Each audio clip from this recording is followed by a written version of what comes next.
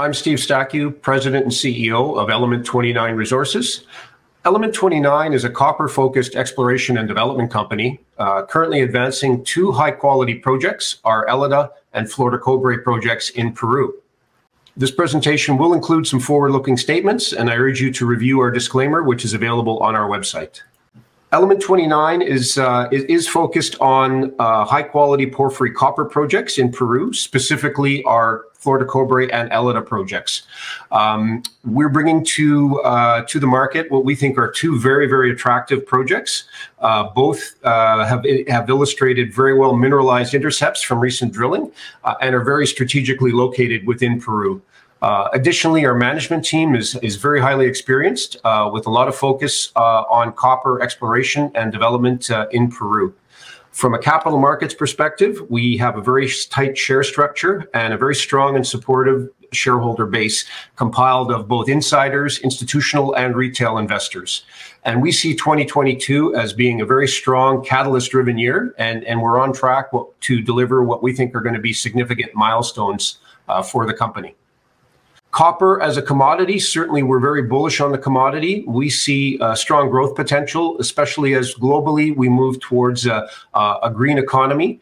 And that's primarily driven by electric vehicles and upgrades in regional and national power grids.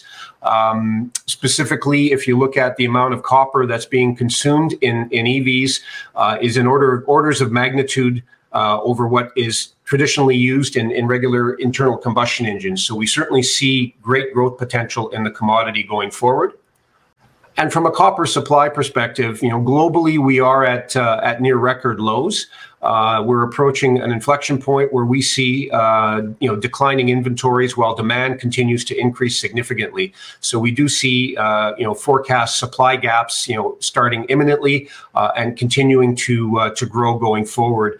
Obviously, we expect that to get reflected in commodity pricing to incentivize additional production to make up for this gap going forward. Peru as a jurisdiction, certainly we like Peru. We think it's one of the top mining jurisdictions globally. It is the world's second largest copper producer at about 2.5 million tons per annum. And certainly there's a lot of potential within the country. You can see in this slide, you can see where our two projects are located, and you can see some of the very, very significant copper deposits and mines located within the country. Certainly a great place to be exploring and to develop copper projects. Peru is a very competitive mining jurisdiction. It is the world's second lowest cost copper miner globally, next to Chile. So certainly, very, very advantageous, and its exploration costs are one of the lowest in South America. And the bottom line is mines are getting permitted and built in Peru, and exploration programs are also getting permitted, and drilling is actively underway on multiple projects throughout the country. Our management team is also, we provide what we think is a very diverse and strong roster. We come from a background of geologists, mineral economists, and capital markets specialists. We've done this before, and certainly we think we're up for the task to advance the company and our projects going forward. And from a capital markets perspective, you can see what our share structure looks like. We're roughly 80 million shares issued and outstanding. And you can see what our share ownership looks like. We have management and insiders. We own several percent of the company. And some of our major shareholders, institutions and companies own roughly about another 25% to 30% of the company.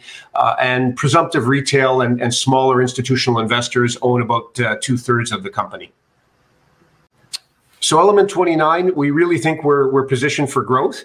This year is going to be a very strong year for us in terms of starting to daylight value in our two projects, being ELIDA and our FLOR COBRE projects. We've been actively drilling both of these projects. We've recently completed those drill programs, and now we're advancing both projects to the resource definition stage. We are on track to deliver initial mineral resource estimates on both these projects this year. At ELIDA, which is located in west central Peru, just about a 4-hour drive north of Lima, we have about a 20,000 hectare land package. Within that, there's a very large 2.5 by 2.5 kilometer alteration system, and within that, we've delineated a large porphyry cluster with significant copper mineralization. You can see here our location. We are located at fairly low elevation, which again is very advantageous. We're lower than 2,000 meters, and we're very close proximity to major transportation routes, electrical grid, hydroelectric station, local ports, and a skilled workforce. So certainly those are very, very strong positives in terms of our agenda moving the project forward towards potential development scenario. Our exploration targets at ELIDA, here you can see the 5 porphyry centers, and the center one, which is called Zone 1, that is the one where we've done the drilling, and that's the one that will be included in our initial mineral resource that is forthcoming over the next couple of months. And here's a closer view of the Zone 1. Interesting, most of our drilling at Zone 1 has been on the northern portion of the ring of mineralization that you see here. So that the initial mineral resource will be largely focused on the northern portion of that. But it's important to point out that the mineralization does remain open. So there will be some further follow-up drilling, and we see potential to ultimately grow that initial resource going down the road here as well. Significant copper mineralization on the zone. One of our drill holes, and this cross-section demonstrates that, intersected very significant copper mineralization from bedrock surface to over 900 meters of 0.55 copper equivalent grade. So very, very strong copper mineralization and very extensive vertical continuity of that mineralization. So certainly very encouraging. Shows that it's a very strong mineralizing system within this one porphyry. So the next steps at ELIDA, we are in the midst of undertaking our initial mineral resource estimate, and that will be forthcoming fairly soon. But we're also planning to execute an initial drill campaign of zones 2 and 3, and that's actually even a larger porphyry center, or larger porphyry footprint as well. So we see lots of potential to continue to grow and advance this project going forward. Moving south to our FLOR de COBRE project, we're located in southern Peru copper belt, so a very prolific copper producing region of Peru and globally. And we have about a 2,000 hectare land package, and there's actually 2 porphyry targets on this land package. Again, we have excellent infrastructure based, where we're located. We're just off a paved highway south of Arequipa, and we have some of the world's largest copper mines are located in very close proximity to us. Here you can see where our location is, and some of the close neighbors are include the Cerro Verde mine, which is run by Freeport-McMoRan, and that's one of the world's top 10 global copper producers.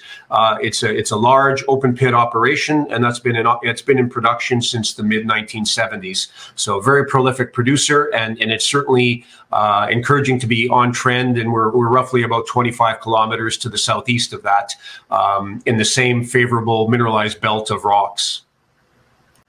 Additionally, our 2 main exploration targets are the Candelaria porphyry, and that's in the bottom right-hand corner of the map that you can see there.